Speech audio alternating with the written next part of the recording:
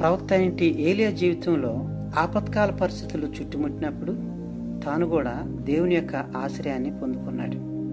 దేవుని మాట సెలవిస్తూ ఉంది, ఏలియా నీవు కేరూతు వాగు దగ్గరకు పోయి దాగి ఉండుము అని రాజుల మొదటి గ్రంథం 17:3 కనపడుతోంది.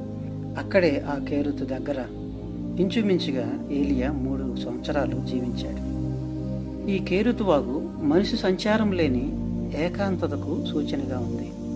నిరుత్సాహానికి, ఒంటరితనానికి సాదృశ్యంగా కనపడుతుంది.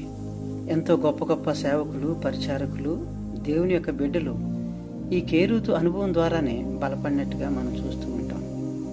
బిషప్ ఆండ్రూస్ గారికి ఒక కేరూతు ఉంది.